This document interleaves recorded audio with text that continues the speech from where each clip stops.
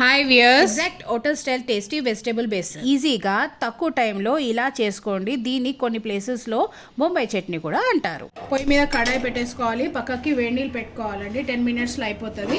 ఆఫీస్కి స్కూల్కి వెళ్ళే పిల్లలకి తొందరగా కావాలి, పొద్దున్న 10 మినిట్స్లో కావాలంటే పక్కన నీళ్ళు వేడి చేసుకోండి. ఈ నీళ్ళు మనకి చూపిస్తాను. వెజిటేబుల్స్ అన్నీ వేసిన తర్వాత పోసుకోవడానికి ఈజీగా ఉంటుంది కదా, అందుకని పక్కకి ఇక్కడ వేడి నీళ్ళు పెట్టేసుకున్నాను.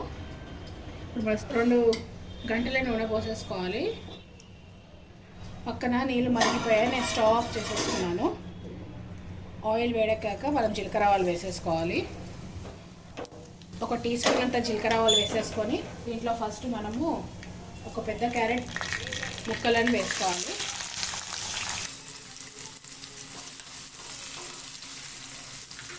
ఒక 4 నుంచి 5 పచ్చిమిరపకాయలు ఇట్లా చీరేసి పెట్టుకోవాలి. ఇవి వేసేసుకోవాలి ముక్కలు. ఇంట్లో బీన్స్ ముక్కలు వేసుకోవాలి. ఒక 2 మినిట్స్ మూత పెట్టేసుకుంటే తొందరగా కుక్ అవుతుంది. మధ్య మధ్యలో కలుపుకోండి.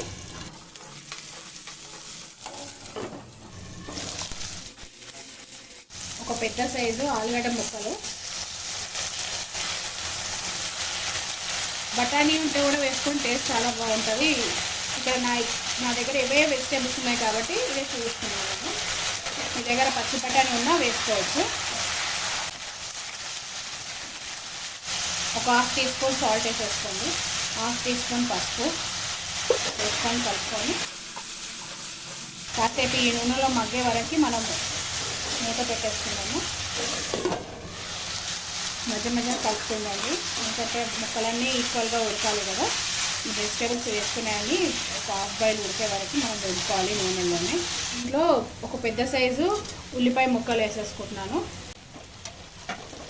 ఈ ఉల్లిపాయలు క్రిస్పీగా ఉండాలంటే వెజిటేబుల్స్ కొంచెం హాఫ్ కుక్ అయ్యాక ఇవి వేసుకోవాలి, లేకుంటే కర్రీలా కలిసిపోతుంది. ఇది ఫస్ట్ వేసుకుంటే ఒక 2 మినిట్స్ ఇవన్నీ మగ్గే వరకు మనం మూత పెట్టేసుకుందాము.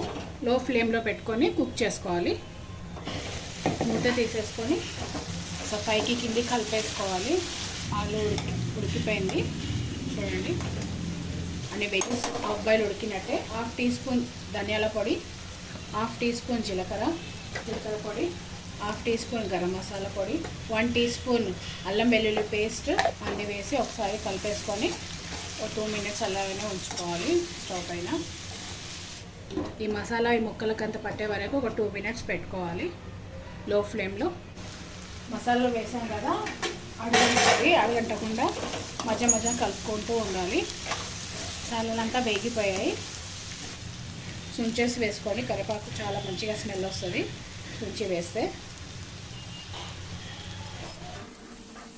తగినంత కారం వేసుకోండి. నాకు ఇక్కడ 1.5 టీ స్పూన్ కారం పడుతుంది. లో ఫ్లేమ్లో చేసుకోండి ఈ కర్రీ అంతా. ఈ కారం కూడా మొత్తం ముక్కలకు మంచిగా పట్టేసుకుంది.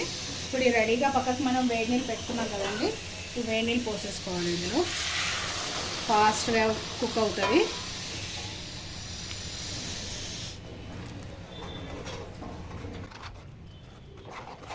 కాస్త వాటర్ పోస్తున్నాను. వేడి నీళ్ళు పోయడం వల్ల తొందరగా ఇది అంతా కుక్ అవుతుంది. ఒక బాయిల్ వచ్చే వరకు మూత పెట్టేసుకుందాము. పక్కకి వేడి నీళ్ళు పెట్టుకున్నందుకు దీంట్లో పోసుకుని చూడండి ఎంత తొందరగా బాయిల్ వచ్చేసిందో. 10 మినిట్స్లో చేసేసుకోవచ్చు. ఈ 3 టేబుల్ స్పూన్ శనగపిండి అండి. ఉండలు లేకుండా మనం వాటర్ పోసుకొని పల్సగా కలుపుకోవాలి. ఒకసారి దీంట్లో ఉప్పు కారం అని సరిపోయిందా లేదా టేస్ట్ చూసుకోండి. ఇక్కడ టేస్ట్ చూస్తున్నాను. కొంచెం సాల్ట్ వేసుకోండి. 1 టీ స్పూన్ సాల్ట్ వేసుకుంటున్నాను నేను. మీకు రుచి తగినట్టు మీరు వేసుకోండి. శనగపిండి 3 టేబుల్ స్పూన్స్ నేను పల్సగా ఇలా కలుపుకున్నాను ఉండలు లేకుండా. ఇప్పుడు ఇది వేసుకుంటూ కలుపుకోవాలి, లేకుంటే ఇది కూడా గట్టిగా ఉండలు బాల్స్ లాగా అయిపోతుంది లోపల. కొద్దిగా పోసుకుంటూ కలుపుకోండి.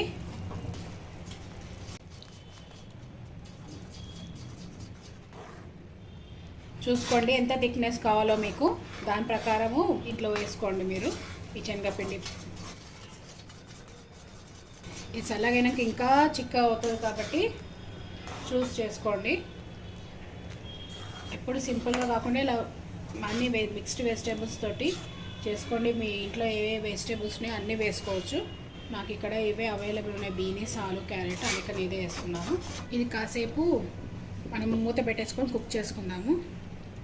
చూడండి బాయిలింగ్ వస్తుందంతా. ఇది లాస్ట్ బట్ నాట్ లీస్ట్ మిరియాల పౌడర్ వేసుకోవాలి. ఈ లాస్ట్లో మిరియాల పౌడర్ వేసుకుంటే చాలా టేస్ట్ బాగుంటుంది. దాంట్లో ఉన్న ఫ్లేవర్ అంతా బయటికి తీసుకొస్తుంది ఈ మిరియాల పౌడర్. అలాగే కొత్తిమీర.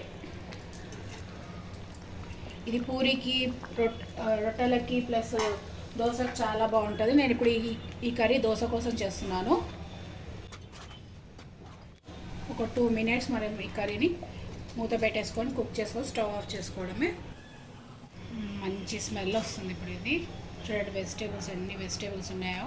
స్టవ్ ఆన్ చేసుకొని దోశ పైన పెట్టుకొని దీనిపైన ఆయిల్ వేసేసుకొని ఒక ఉల్లిపాయతోటి అంతా ఆయిల్ అంతా అప్లై చేసేసుకోవాలి. ఎందుకంటే దోశ వేసుకున్నప్పుడు మనకు స్టిక్ కాకుండా ఈజీగా వచ్చేస్తుంది తీసేటప్పుడు దోశ.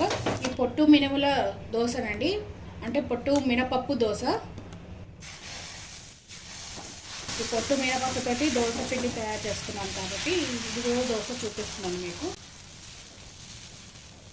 ఆయిల్ పోసేసుకోవాలి. మొత్తం దోశ ఈక్వల్గా నీట్గా ఉండాలంటే ఇదంతా నీట్గా ఇట్లా ఈ స్పూన్ తోటి ఇలా అనేసుకోవాలి. ఈ పొట్టు మినపప్పు చాలా హెల్త్కి మంచిది. దోశ పిండి ఎలా తయారు చేసుకోవాలో మా ఛానల్లో అప్లోడ్ చేసి పెట్టానండి.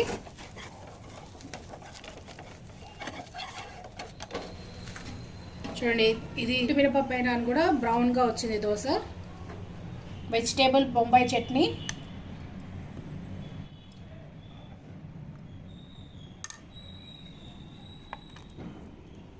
ఎంత క్రిస్పీగా క్రంచీగా ఉంది చూడండి దోశ. చాలా వేడిగా ఉంది.